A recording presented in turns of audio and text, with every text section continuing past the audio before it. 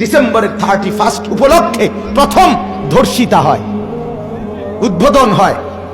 সেদিন পরকীয়ার প্রথম উদ্বোধন হয়, প্রেমের উদ্বোধন হয়। নতুন বছরে জিনা ব্যভিচারের অসংখ্য নোংরামির উদ্বোধন হয়। সেটা একজন মুসলমানের প্রিয় কেমনে হইতে পারে? কেন আমার যুবক মুসলমান, আমার নওজোয়ান ছেলে মেয়েরা এরা কি এত পাগল হয়ে গেল? ইসলাম কি আমরা এভাবে ভুলে গেলাম?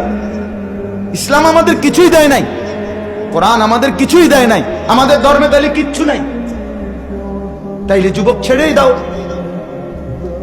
মাঝপথে ঘোষণা দিয়ে দাও বাজারে সবার সামনে, আমি মুসলমান না, আমি বেঈমান বলে দাও। ধর্মের পরিচয় রাখছো কেন? অতএব আমার অনুরোধ, এখানেও যারা যুবক ভাই আছেন, 31 নাইটের নামে, 31শে ডিসেম্বরের নামে এই মূর্তি পূজার, অসভ্যতার, নোংরামির কোন সংস্কৃতি আমাদের জীবনে যেন না আসে। বলেন ইনশাআল্লাহ।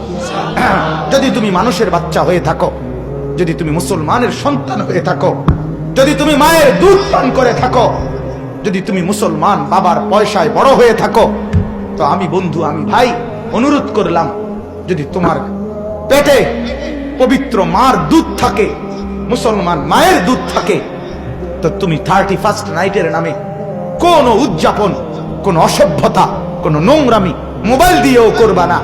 ছবি বিনিময় করে, ফুল বিনিময় করে, নোংরামি বিনিময় করে কোনো কিছু করবা না। বলো ইনশাআল্লাহ ভাই।